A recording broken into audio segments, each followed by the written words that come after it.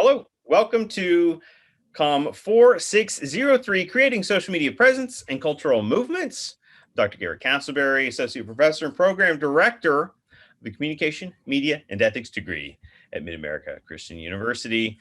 And in this course experience, we are learning about social media presence, but how we define that takes on a number of different ways. And one of the ways that we can define it increasingly in society is through strategic networking and learning how to build connections. And sure, we all use social media to greater or perhaps lesser degrees of personal enjoyment and experience, but we can think about strategic networking as always having more of an intent behind it, and not necessarily a nefarious intent or anything like that, but rather an effort on our part to grow our individual understanding of individuals, society, humans interacting,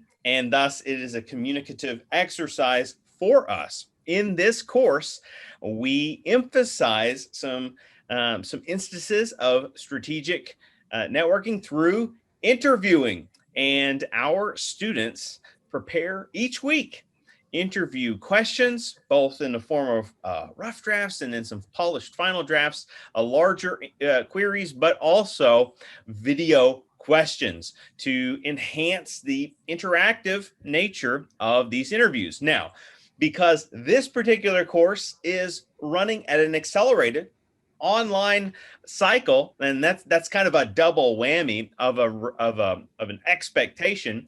Not all are able to come together in a live setting, and so we've tasked our students with prepping their questions asynchronously in the form of pre-recorded interview cues, and hopefully we're going to get some A's here. But next up, we need someone to engage with, and we're really lucky to be joined by a growing professional with a diverse academic background at that.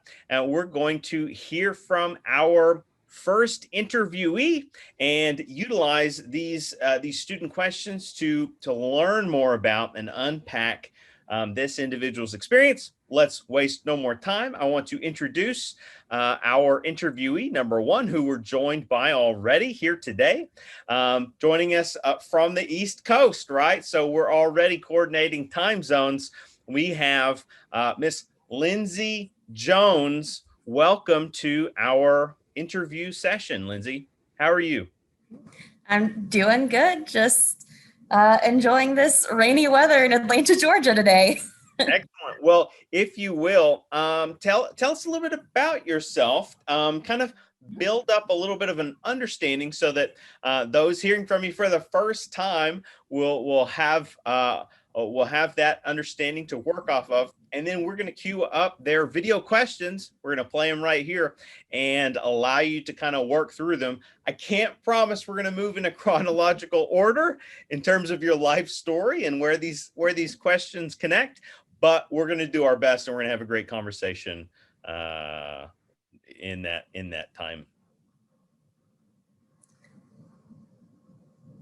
All right. Tell us a little bit about your background, where you came up from, and how it got you to where you are and what you're doing now. All right. Well, so I was born and raised in Norman, Oklahoma.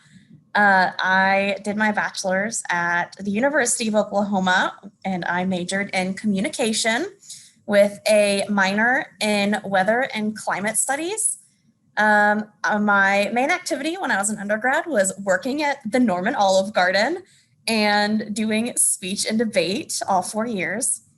When I graduated, I went to the University of North Texas to get my Master's of Public Administration with an emphasis in emergency management studies. And while I was in my master's program, I did a lot of leadership stuff. I was the president of the Public Administration Student Association.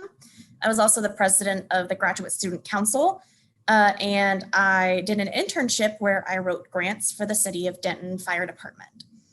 After graduating there, I started my first job at the Oklahoma State Department of Health, where I was an local emergency response coordinator. There I oversaw 5 counties in central Oklahoma: Cleveland, Garvin, Grady, McLean, and Murray counties. And I basically did pandemic planning. Then I left a few weeks before the pandemic started, and I started my dream job at the Hartsfield-Jackson Atlanta International Airport. I was first hired as an emergency management planner, and within 6 months, I was promoted to an emergency management program manager. While I've been at the airport, I also started my Doctorate of Science in Emergency Management at Jacksonville State University, and here I am today. This is awesome. And I love how we're able to complete the circle in some ways with you joining us today. You not only mention growing up in that more Norman type area, right? Kind of southern, central Oklahoma, city area, where we're not too far from that, but also part of your story connects to an interest and an appeal toward weather in general and how it relates to crisis communication.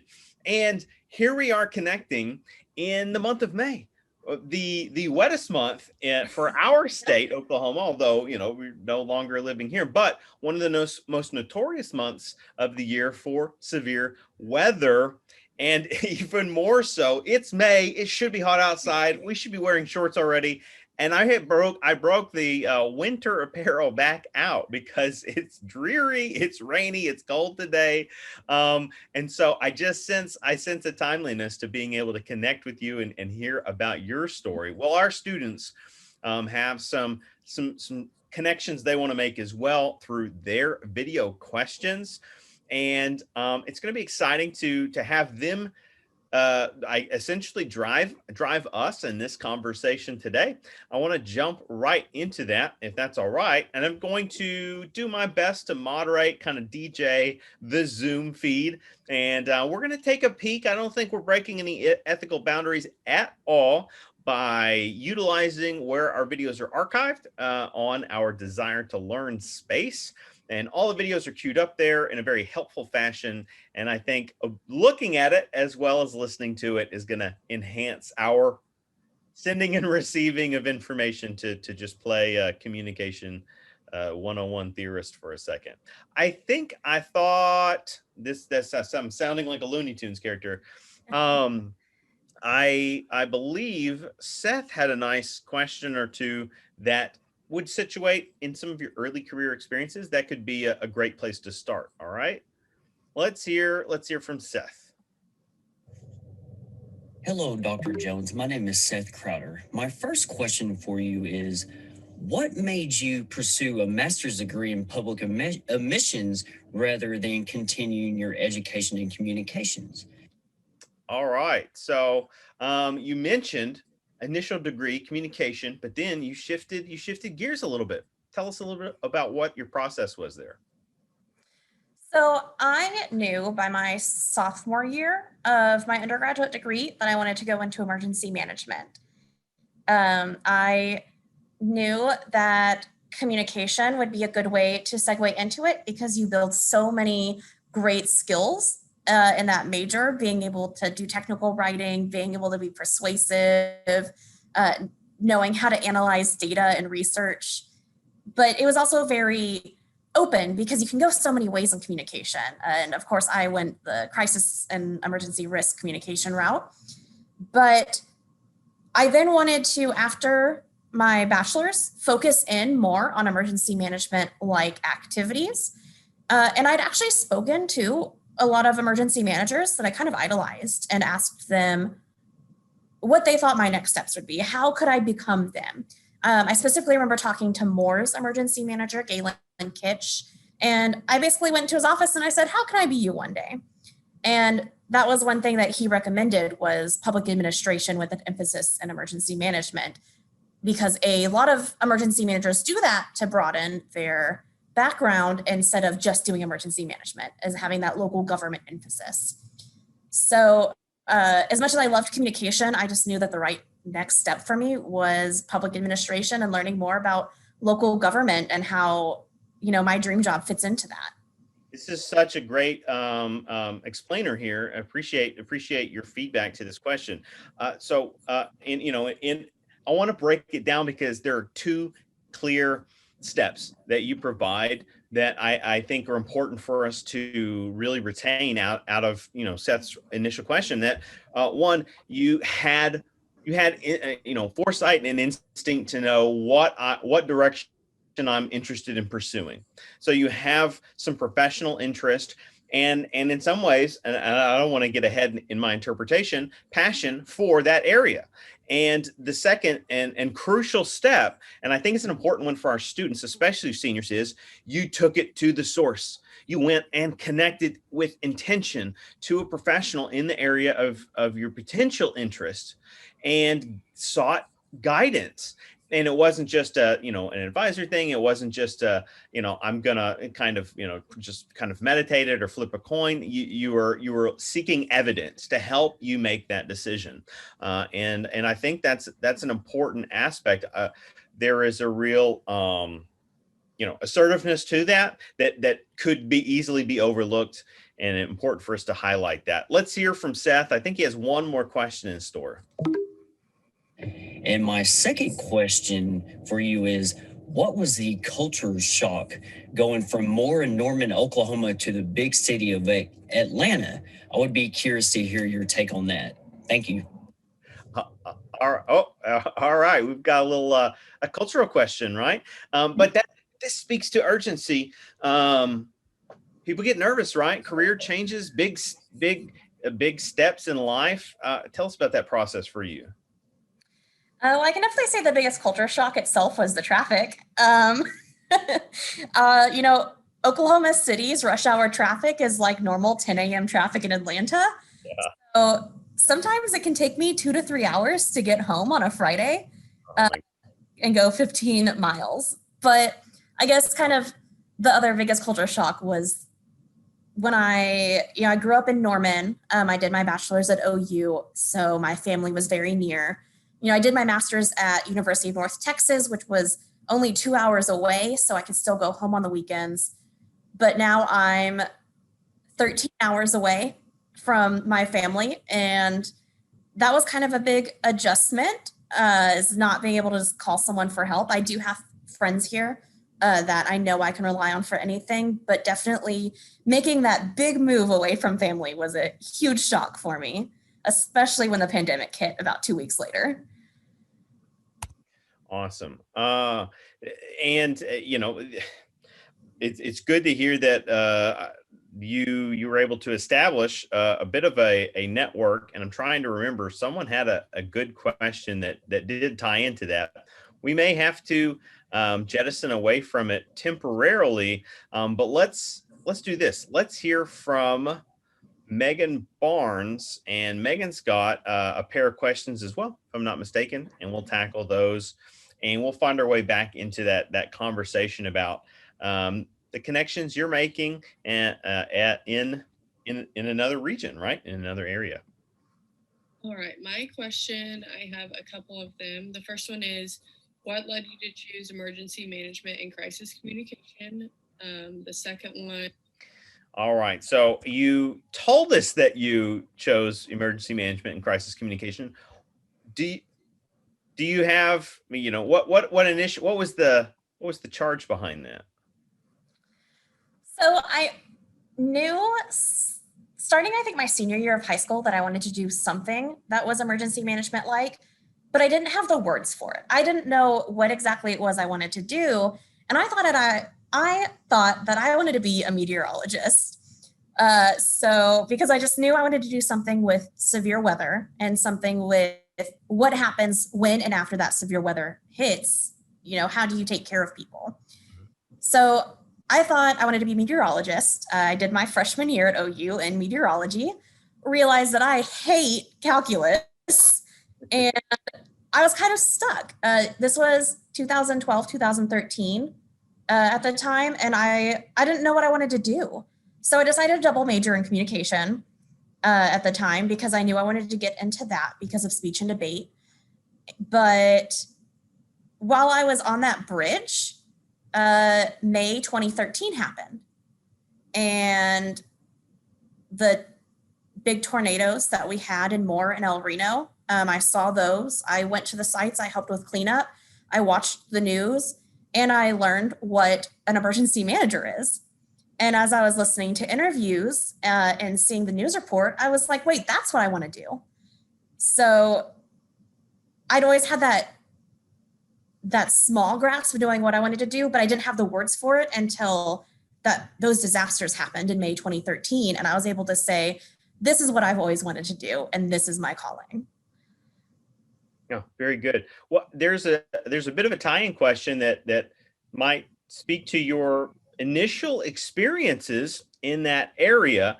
And so I want to jump over to Erin, in fact, and run her first question, I believe. And that will allow you to be able to expand upon this theme that you're tackling right now.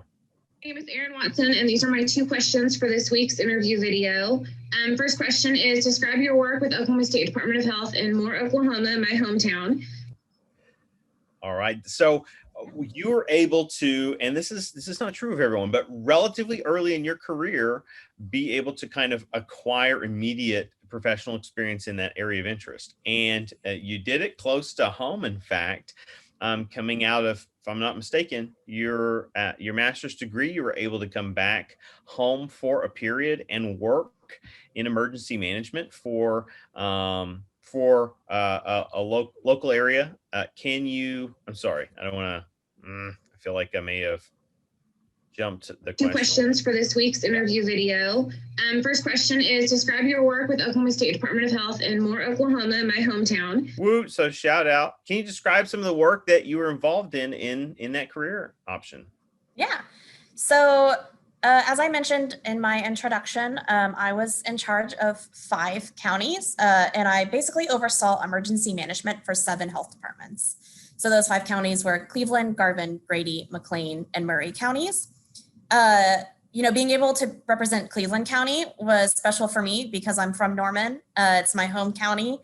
So basically being over those 5 counties and the health departments within them, I oversaw the mass immunization and prophylaxis strategy for those 5 counties, which is a fancy way of saying when a public health emergency happens, you put pills into people. So think about what we're doing, what you're seeing right now, right? We have the testing sites for people who think they might have COVID. You're going to get your vaccinations. So I spent a year at the Oklahoma State Department of Health building those plans. Mm-hmm. Funny enough, none of the plans that anyone built actually ended up being used in the actual pandemic. Yes, yeah, very interesting. And that's a whole thing with the CDC and what their requirements are. So we would, I, in my position, would choose sites where vaccination pods would happen, points of dispensing as a pod. I'm sure a lot of people have been hearing that term recently. I would also build relationships with the local leaders in the area, the city managers, the emergency managers, especially the police and fire departments, the sheriff's departments. We built those relationships with them so that when something happened, when this pandemic happened, when, somebody has a biological terrorism event, we could set up quickly to help people. Mm-hmm. Mm-hmm. So it was a lot of building relationships. It was planning for future pandemics and public health emergencies, but then also training health department staff on how they would function in these points of dispensing and how we would get people through the lines so that we could get people their vaccinations or their medications in a public health emergency. Well, that's a great, first of all, thank you for that, a rich description of these job qualities, especially the ones you handled here in Oklahoma directly. Before that, you got a little bit of training while, not necessarily from, but while you were acquiring that master's degree down in Denton. And we did have a couple of questions that lean in that area, because I do think there's some connective tissue between the experience you gained and how it worked later. Let's take a question from Marcia and see if we can relate it right back to an earlier experience. Hello, Ms. Jones. The questions I would like to ask are, how was it interning with the fire department?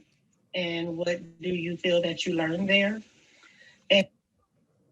All right, let's pause there for a second. It's a two-part question. Tell us a little bit about your interning experience and what you learned there with the Denton, Texas Fire Department. So I did grants, so I didn't exactly do straight emergency management internship stuff, but it was still a really good learning experience for me. So I got to see firsthand the relationships between first responders, especially, I mostly worked with the Denton Police Department. I did a few grants for them, but I was housed in the Denton Fire Department. But I also got to see the camaraderie within the fire department, and it really just taught me how close-knit those relationships are of first responders. But it also started teaching me how to be self-motivated, not having, somebody directing me on what to do all the time. I kind of had to go out, do grant information collection on my own, go inventory stuff. So it also taught me how to put myself out there, because I'd have to show up to the random fire departments and say, hi, I'm the intern, show me this important stuff.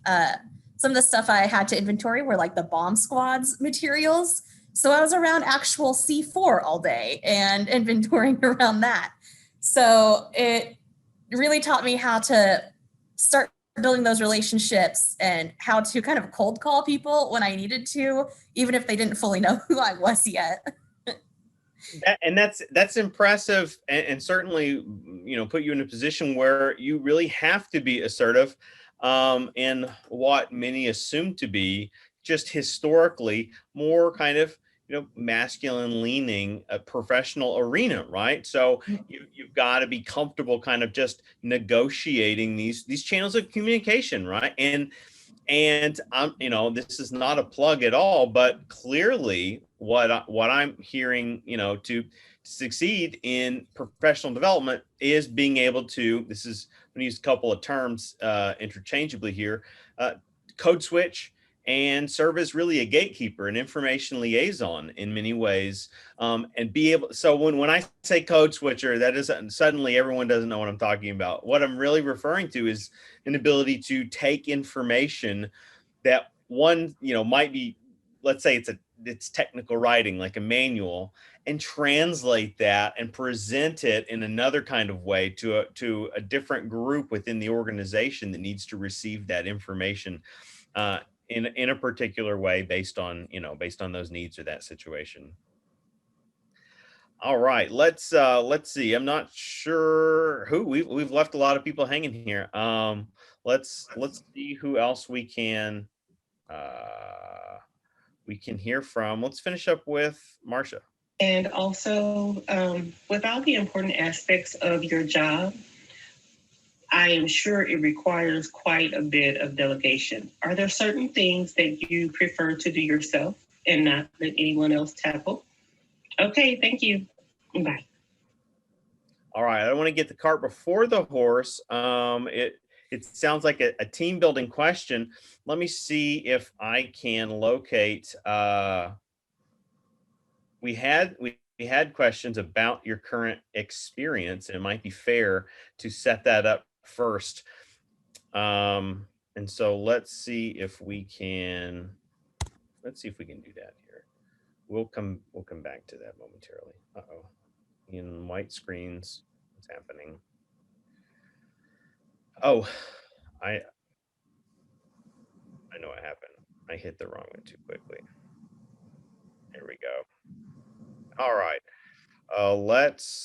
Let's see here. Let's jump back over to Aaron. All right. Second question is, what primary procedures are involved with maintaining emergency readiness for such a large airport? Thanks.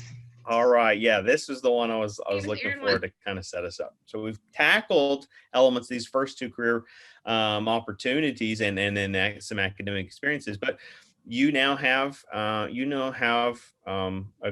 growing career in this area that we've tackled. You've transitioned. Define your job title for us again and talk about what you're involved in there. So my job title is Emergency Management Program Manager. So there's two of us here in the Emergency Management Department, and basically we have, so everything that we oversee in our emergency management unit has been divided between the two of us. So so my partner, she like oversees training and exercise, and then I oversee plans and our data analysis materials. So we each have our specific functions, and as I said, mine are mostly the plans for the entire airport. There's a lot of plans that we have, a lot of separate plans, and then we have big plans that are mandated by the Federal Aviation Administration. However, we actually don't oversee that one, but we help the department that does oversee it ensure that it meets proper emergency management type checklists. So I both write and review any plans that the airport needs, and then I help other departments if they want to write their own internal plans. I help them create outlines, understand what they're doing, and help proofread them to ensure that they're actually doable in a situation. But yeah, it involves a lot of relationships with both internal and external stakeholders, because we also work with the airlines sometimes. We have to exercise plans, which even though my partner is in charge of that, I still do a lot and help with those as well. I even ran my own exercise last year. I did all the planning, and then I got COVID 2 days before the exercise and was curled up in bed watching it on Zoom. Go. Well, that's a great. I mean, we'll talk about a segue here for to jump back to Marsha's initial question that had to do with kind of group work. With all the important aspects of your job, I am sure it requires quite a bit of delegation. Are there certain things that you prefer to do yourself and not let anyone else tackle? Okay, thank you. All right. What would be your response there? I'll admit I'm really bad at delegating. That's fair. Yeah. When it comes to formal writing, I like to do that myself just because my background really leads into it. I am definitely trying to get better, but I do like to have my hands in the formal writing, or to be able to make strong edits or reviews of people's writing before it goes up the ladder, up the chain of the hierarchy, just to make sure that it meets certain criteria before people above my pay grade see it, which is also part of my job, but also kind of relates to me liking that control in that area. Yeah.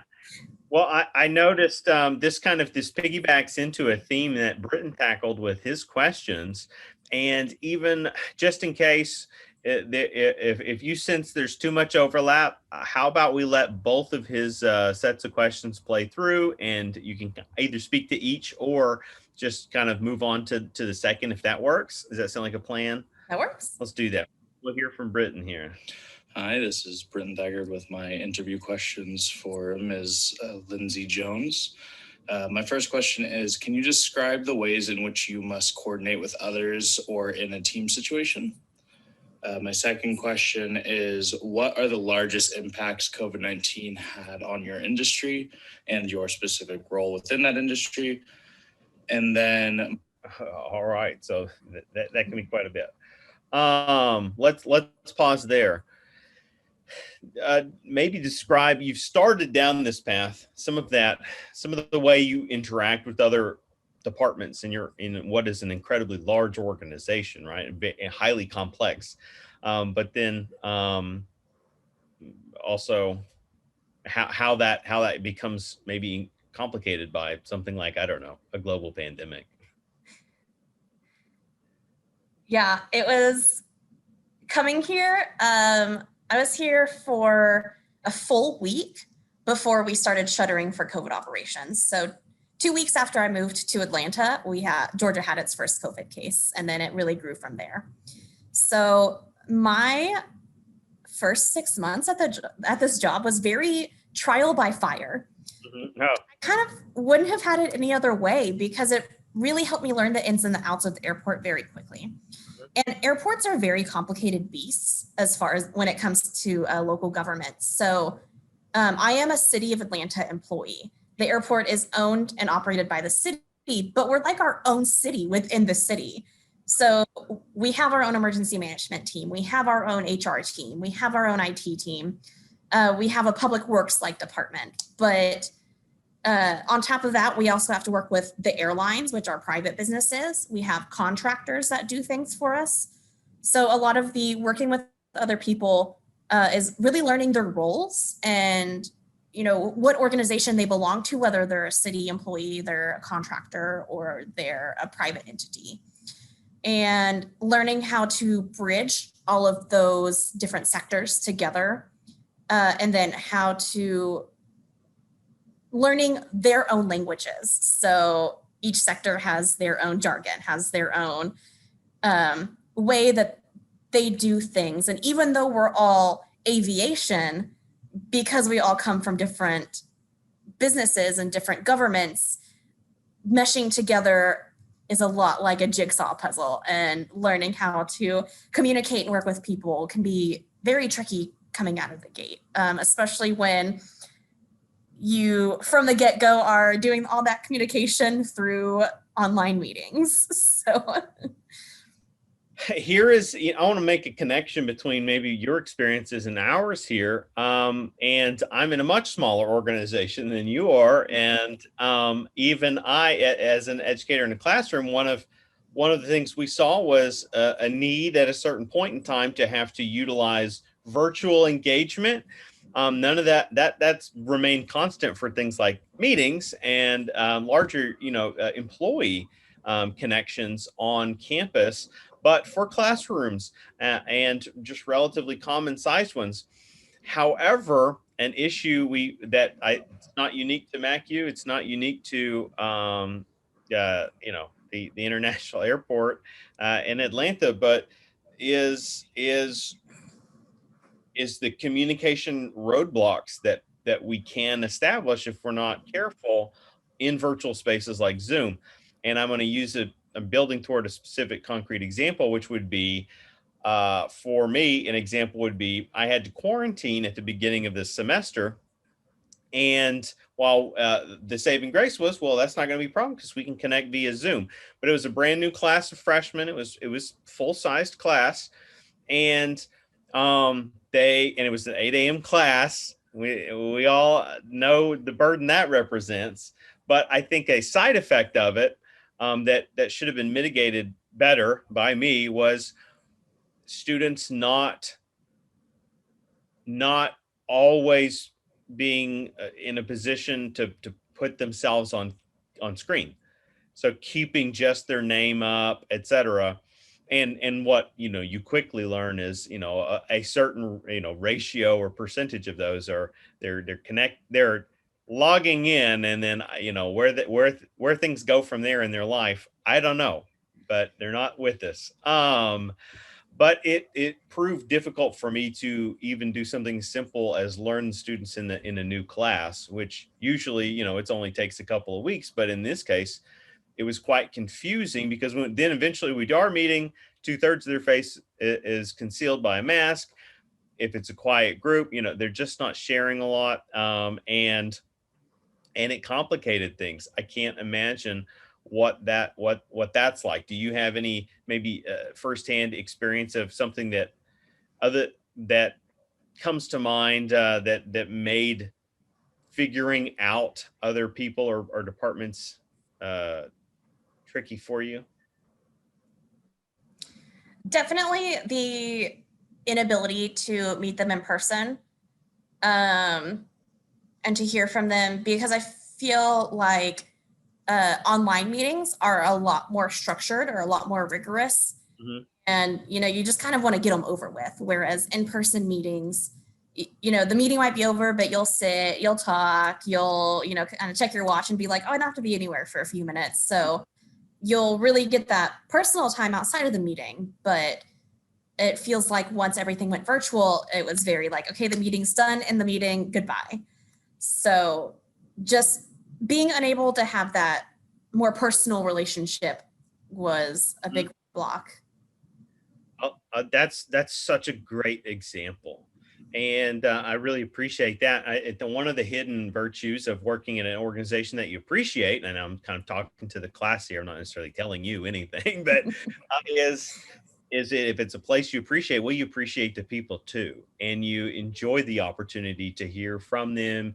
And essentially what we're doing is, we don't have to have communication training for this, but it helps, is connect with people, right? And the more we connect with our coworkers, the more we understand that our role matters not just to us and our pay stub, right? That other people's timelines are impacted by our efforts. And so this can be a real learning lesson for someone that, and it's ratios are all over the board, right? But whether we have issues with, procrastinating on certain tasks, or just working on things, but maybe sidelining it without completing it to work on another task. We just don't know who it impacts in the organization at any given time. But one of the things that can help strengthen and our internal reminder for that is to know these people, is to understand that we're working as a team, and it's important to engage in that way. I think this might be a perfect time to take a question from Savannah, whose questions are kind of right along this thread we've been tackling in the last couple of minutes. Hi, everyone. For this week's video discussion, I decided to ask 2 questions. So the first question that I thought of for our guest speaker is, tell me about a time when an obstacle occurred in your day-to-day responsibilities. How did you resolve it? New obstacle, or do you have any obstacle stories other than, it can still be COVID related, but other than versus in person? So the biggest one that comes to mind is when I was with the Oklahoma State Department of Health. I had to annually report things directly to the CDC that determined my county's grant status. So a lot of public health stuff is done through grants from the CDC and the Health and Human Services. And so quickly when I started, it takes, because it's a federal website, the website that we use to report things to the CDC, it takes like 4 or 5 months to get access to it, because you have to have a background check. You have to send them your driver's license. They have to prove it's actually you accessing this federal site. So basically I got my access, it was May, and the person who's in charge of overseeing the stuff that we send to the CDC was like, okay, you have 3 weeks to submit your annual report to the CDC and go. And I was like, I don't know how to use this website. And I asked him if he could help me, and he was like, oh, use the training modules. However, the training modules were basically the real website. You just practiced uploading things, like using an assignment submission form on D2L. That's basically what it was. And so it still doesn't tell me what I'm supposed to do. So he basically was not giving me any help. And I was like, if I don't get this done, if I don't do this correctly, my counties could lose grant funding, and Central Oklahoma will have like no public health effort. So I was in a position where my direct supervisor had actually just gotten promoted to like the 3rd highest person in the state organization. And he was kind of straddling both roles until his director for that area position got filled. And so not only did I go to him as my direct supervisor, but as the third highest person in the hierarchy of the Oklahoma State Department of Health. And I was like, I don't know what I'm doing and I need help. I don't know how to get through to him to get the tools I need to be able to do this. And so by talking to my boss about it, he had a word with the gentleman and was like, this isn't how we do things. And then I actually had some one-on-one training after that. And that really helped. And then I actually submitted my profile and it was one of the best ones that he'd ever seen. So just being able to get around that obstacle was helpful. Do you remember, you mentioned one-on-one training. Do you remember anything about that or what that was like? What you actually did? Was it just a simulation, like a simulator in a portal and you go click through some stuff and read some things, or was it person to person? What? So I went to his office and we pulled everything up like on a projector and we kind of went question by question. And it would ask like, it would say proof of XYZ. And I'd be like, okay, so is it this document or this document that they're asking for? And he'd, tell me like, oh, it's actually neither of those. It's whenever we did this last year.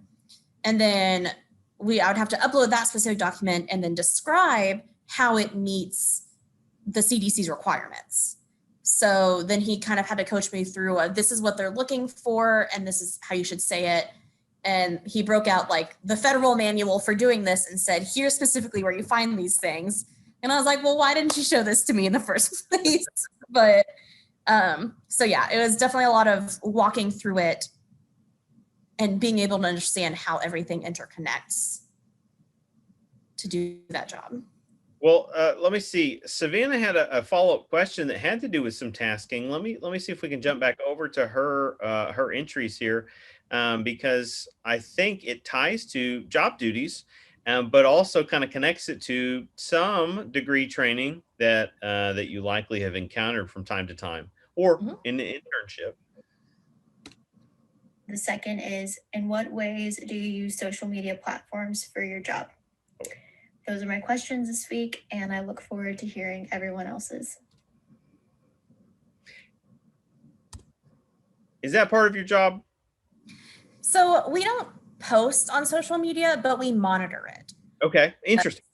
So if there's something big going on at the airport, like severe weather, just, being able to pull up Twitter and be like, okay, people that are tweeting at ATL Airport, what are they seeing right now? Are they seeing flooding? Because if they are, then, people need to be out there and fix it. There's a specific program that the airport uses that actually searches social media platforms and then reviews, like Google reviews, and pulls out certain words and sends it to us. So words like fire or protest or fight or bomb, if are on social media and the word Atlanta or airport is also in there, then it sends us an email with the review. It's not always accurate. For instance, today we got one and it was a review on Google and it was like, y'all, the Atlanta airport has a fire burrito in Concourse C. And so it was like, oh, word fire, Atlanta airport. And we get it. We're like, oh, it's a food review. Yeah, this is good. This is good. This is good. I love it. Well, and that's such an interesting point because something we talk about increasingly in our digital media courses is being able to gain, to have digital media literacy, and part of that understanding, concepts like data analytics, how data works, and be able to apply that in various job settings. I think it's going to be an increasing norm for many of us that stay in a field that's communication adjacent. And it's great to just hear about, a kind of secondary way in which you encounter data and what that means for you. And it certainly teaches us something about algorithms and keywords and how they do matter. They do have, meaningful value for us in our jobs and help us to make decisions. All right, let's see here. Let's jump back over. I want to let's hear from Tyler. I think he has a couple of questions. We'll at least get to the first one. First off, I want to say, Ms. Jones, I'm so glad that you are with our class, that you're answering these questions that we have provided you with. I think even the experience that you even bring is incredible. I just want to introduce myself. My name is Tyler Meigel, and I'm actually going to be graduating from Mid-America Christian University with my communications degree in December. So I'm really excited for that. And that actually leads me to my first question. And so my first question for you is, when is the time that you've had to use what you learned in school and incorporate it into your work life? All right. Hey, degree. Entirely meaningless or just no? I'm kidding. I'm totally kidding. But can you talk to us about ways in which any, pick them, any of your degree pursuits had direct value for what you've done professionally? Yeah. So definitely public speaking. We host a lot of meetings and a lot of trainings, some tabletop exercises that I've had to directly lead myself, and getting up in front of people who make, like 10 times more than you do, and and speaking on important things that directly influence the airport and the airport safety can be definitely nerve-wracking. And being able to have the skills to actually get up there and do it, and at the end have them tell you good job, it definitely helps you boost where you are in your career. Mm-hmm. Data analysis, I think my subheading for my job should be data analyst, because we do a ton of data analysis, especially because of COVID. We are constantly looking at flight numbers and comparing them to other years. We're looking at throughput numbers of our passengers.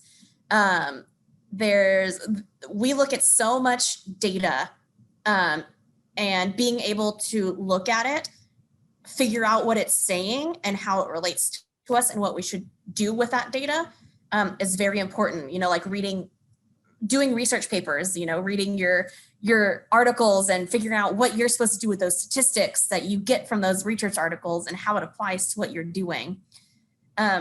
Also, technical writing is a huge thing. So like right now we're having severe weather, just like y'all. It's May in Georgia too. So we have to send out situation reports to the whole airport about, what's going on with the weather, any risks they might see. So we're also taking big data from the National Weather Service, from our news sources, from our radar apps, and we're compiling that, breaking down the information into something understandable for people that don't understand weather, that don't understand emergency management, so that they can understand their risks and what the airport is seeing for that kind of incident. Crisis communication, as we've mentioned, is my go-to. It's my specialty. I'm actually, for my doctoral program, I'm actually taking a crisis and emergency risk communication class this summer. I'm really excited. A little on the nose. Yeah, I'm super excited. And then as soon as I'm done with that class, I'm actually going to work with our head of communication for the airport, and we're going to redo our crisis and emergency risk communication plan and make it all sparkly and all new. So that's something I'm going to be able to directly take from my doctoral program and put into my work in like August. So of course you are. Yeah. Folks, are we hearing this? That not only is this career development for us about like, well, I'm just going to kind of passively sit back and wait for when my communication skills come into play. There are active opportunities all the time once you get into the organization to say, I am trained, I can identify where a gap exists or something is outdated. And oh, by the way, let me spearhead a committee and let's get to work and let's improve something. I mean, what a fantastic example of direct application. And I mean, I hope everyone made it to this point, because you gave us you didn't answer, you gave us a laundry list of ways in which multiple degrees have helped and continue to serve you in your job. Way to go. Team Lynze. All right, let's hear from Tyler again here. Whoops, spacebar is not working on Zoom. And so I just kind of want to hear your feedback on that. Yep. Obviously, with school, different times, it can be kind of a struggle and kind of seem monotonous at different times and different stages throughout the entire 4-year journey. And so I'm just really curious what your thoughts are on this. And then my second question for you, Mrs. Jones, is how would you describe that your education background prepared you to be an emergency management program manager? And so I'm just really curious about this because I know Dr. Castleberry, he gave us a lot of info into your background, into your bachelor's, your master's degree, and how you're even going back to school right now, which I think is incredible. But I'm also really interested in, and this kind of ties into the first question a lot. Now, I feel like you've answered this really throughout this session, but I believe we're leading toward perhaps a third question. Of how has your education really prepared you for this, or has it been a lot more of experience that has prepared you for this? And thirdly, my question that I want to ask you is one that has to do with COVID-19, and how has the pandemic changed your job and how you continue to navigate these challenges? And so obviously we know this year's brought a lot of different difficulties, a lot of challenges, along with many jobs, and especially probably with yours, since it has to do with travel, and there was less travel in this last year. So I'm really curious on that and how even you've had to probably work up on emergency evacuation plans with COVID-19. So I'm really curious to hear from you and hear your feedback. So those are my 3 questions for you, and I really appreciate you taking time to answer these. So the question here, I think you might spend the time on is exploring how COVID has impacted your job. But first, can you just simply for all time answer the chicken versus egg question of, is it more experience or is it education? Which is it? It's both. Oh, rats. I knew that was the answer. So, I mean, I definitely think that my education gave me a good foot into the door, but emergency manager, I am constantly taking training classes that focus on emergency management. But it doesn't matter how much education I have and how many classes I go to. When it gets into a real world experience, although my background really does help me, when it comes to activating our emergency operation centers, say, we had a tornado, there might be an active shooter, a power outage, protests at the airport. When we actually activate and go into doing our jobs, our emergency jobs, although I take my background and my training into it, there's still a lot of aspects that I don't know because I don't know that I don't know them. Mm-hmm. So that real life training that real life situation also helps because it shows me like, oh, I didn't know that. We never learned that in class or training. But also it shows me where to apply that training, where I might say like, oh, I knew that, but I didn't know I was supposed to do it here. So it's really both for me.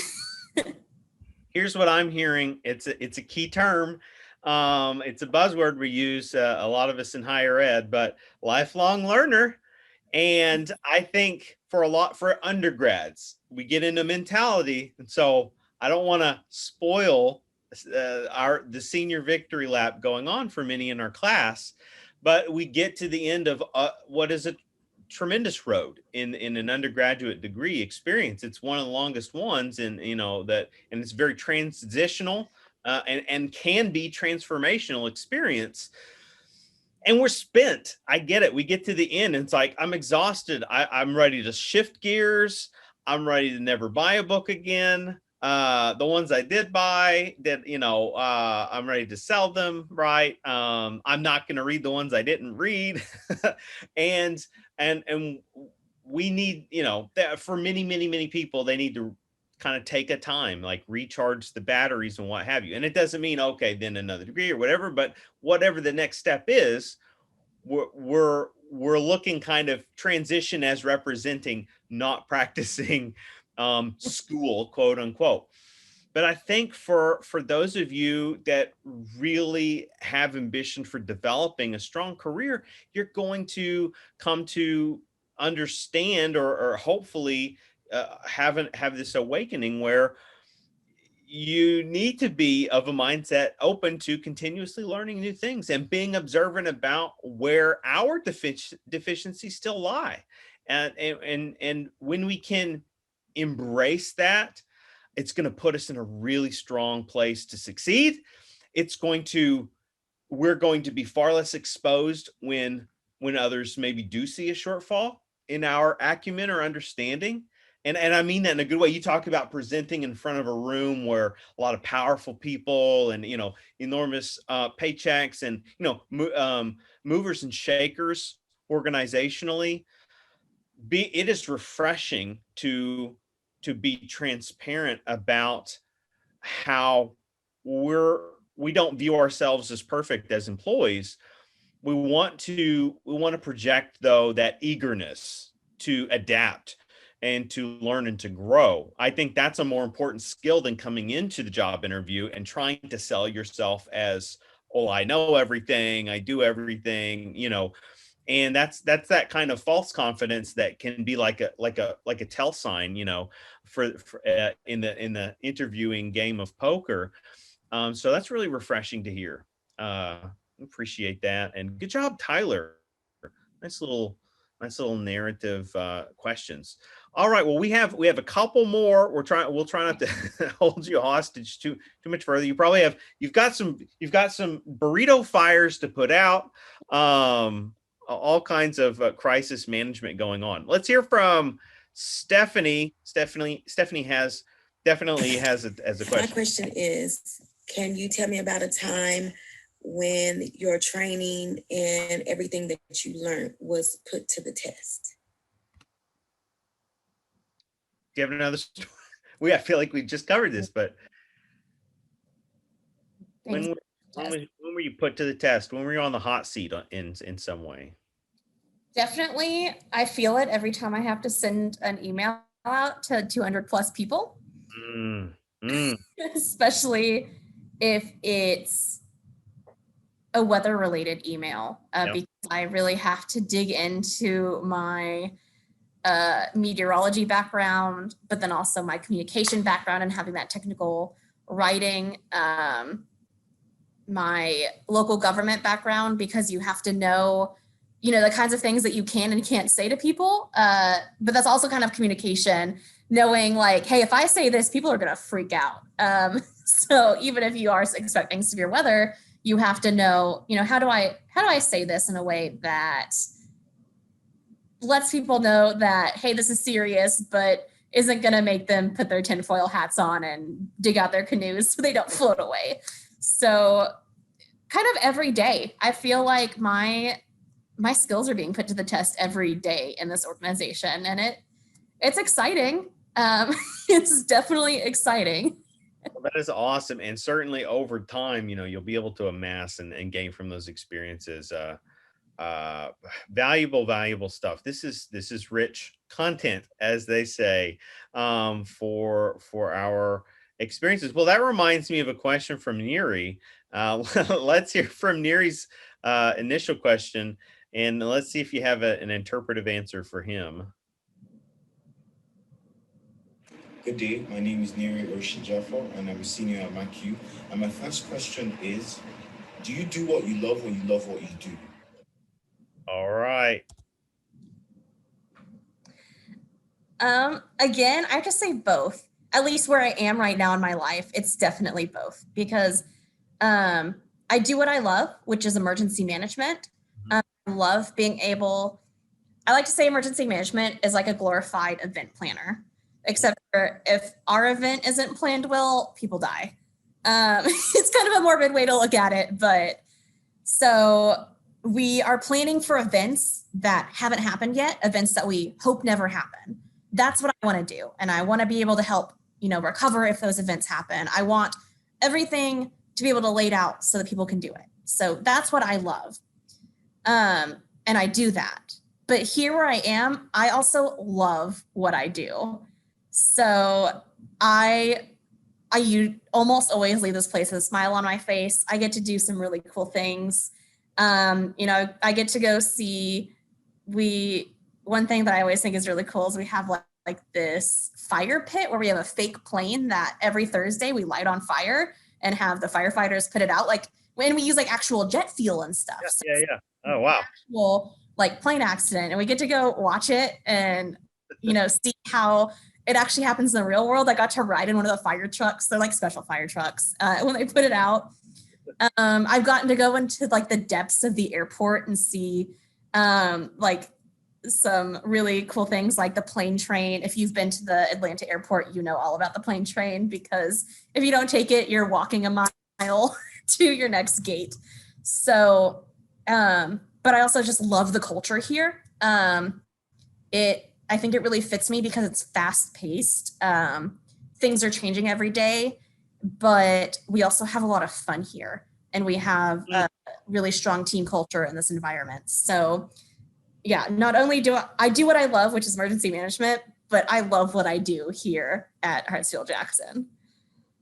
Well put. And there's a great word in here that I'm sensing from you. It's not every job, not every corporate job it's not the office, right? We get catharsis from shows like that, but it doesn't all have to be like that. We have a couple of wind down questions that really kind of future orient us a little bit. So we'll pick up the pace, but let's revisit a couple of our familiar faces and just hear some kind of closing questions that might give us a healthy way to wrap things up. My last question would be, how did you know when it was time for you to pursue your doctorate? Thank you. Looking forward to hearing your answers. Oh, very recently shaped example. You're a working professional. You're already heading in the right direction. You're developing your experience. What in the world are you thinking? Why go yet again? Why go back to school? Pursue this doctorate. And what is this in? It's in emergency management. So I guess first to hit off on the question, why am I doing it now? Because my GRE scores are expiring and I didn't want to take it again. That is good. And that is a good answer. I don't think I realized those expire. Yeah, a lot of schools will only take them up to 5 years, I think. But so I really burned myself out in my master's because I was doing everything. I was working 40 hours a week between the Graduate Student Council and my internship. I was taking classes full time. I was judging speech tournaments on the weekend. I was just doing everything. And so I got really burned out. So I was like, I don't want to go direct. I knew one day I wanted to get a doctorate because, you know, as you mentioned, Garret, lifelong learning. I'm definitely a lifelong learner. And I knew one day I wanted to do it. I knew one day I wanted to study, but I knew I didn't want to be in academia. I kind of want to teach classes, you know, maybe one day, maybe when I retire, but I want to be a professional that does studies, and I wanted the skills to do those studies. So I took about 2 years off. And then at the end of, I took a year off, and then I was like, you know what? I miss school. So in 2019, I decided, you know what, I'll just go ahead and go back to school. My job's not super demanding because it's state government, which is a joke, but it's also kind of true. So Ron Swanson. You know what? I think it's time. Hindsight is 2020, but by the time applications were due, I'd been offered the job here, and so I moved away from my previous job, and then COVID hit, and then I got a promotion here, and you know, things are very fast paced, and on top of COVID happening, it's definitely been a lot to work full time and do my doctorate part time, but I don't give up easily. So so it's definitely been a challenge, but unlike my master's, because I am where I want to be, this is my dream job. This is what I want to do. Taking my time with it so I don't burn myself out. So I am only going part-time. I'm taking my time and just letting myself enjoy it, letting myself absorb the information instead of, you know, bouncing from class to class. And I'm doing it for me. So my other degrees were very diverse, but this degree is for me because it is emergency management. So that's why I'm doing my doctorate now and why I'm doing it. It's awesome. I think if I'm not mistaken, Megan had a parallel question about career choices and these kinds of. Let me stop sharing. Hold on, I got us blocked in the area. Got to back up out of there. So let me wrap back around to her other question here, and we'll keep this degree love fest going.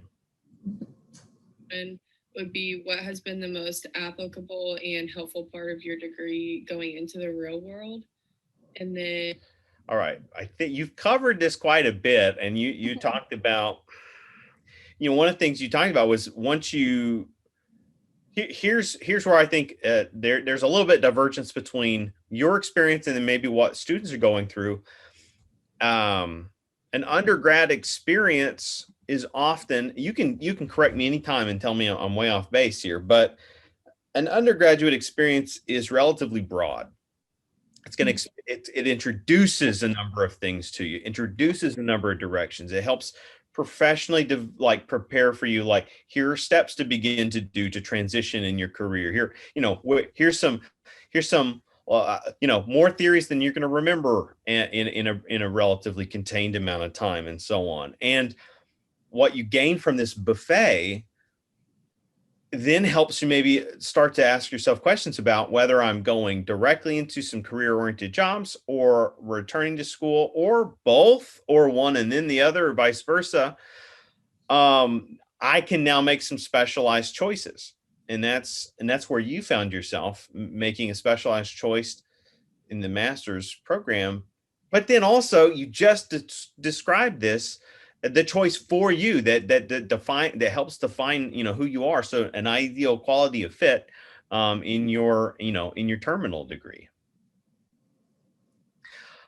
Let's hear Megan's question. I feel like I jumped in and answered that, but I was just trying to create a bridge because from listening, Lynze has answered that question. And what is something you wish you had done better to prep for your career post-graduation? All right. Any regrets and anything you look back on and say, oof, if I would have known that was around the corner? I wish I would have gotten, especially in my bachelor's, knowing I wanted to go into emergency management. I wish I had done some kind of internship that focused on it before my master's. Yeah. I think about that a lot. I was like, I wish I had done that. But I also know, just based on the time, because I was, working part-time, I was doing speech and debate. I also have to think back and think, man, would I have had time for that? But especially because my program that I was in, if you did an internship for credit, they didn't accept it if it was paid. So that was also kind of a roadblock there. But I do wish that and not even doing an intern, but even just shadowing professionals. I wish that I had just gotten my feet wet more before my master's.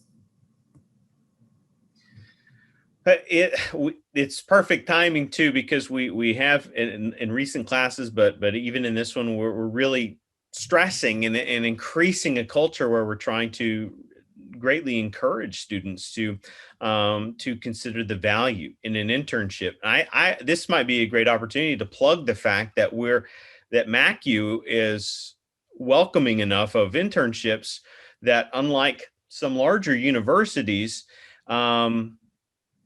you can get credit whether your internship is unpaid, which is the traditional norm for most colleges, or even if your internship has compensation, and it will fly, right? That we've worked on a culture where we're willing to allow people to partake at that level. Well, Lynze, this has been amazing. And I feel like we've reached the natural ending point of our session here. Excited to hear and learn about your professional path, the job that you occupy, and how you're balancing work and life. And I mean, it's all very exciting, and really just it's a breath of fresh air to certainly our students. I know we're at this point, you get close to the end of the degree, you start to feel hesitant. You have some kind of, it's an anxious time. It really is. And it can be enhanced in what is an open type of it's very interdisciplinary type degree like communication that's not clearly defining for users what they're doing with it. We've had those talks recently in the senior capstone, and I know it's a kind of resonant and recurring theme for students.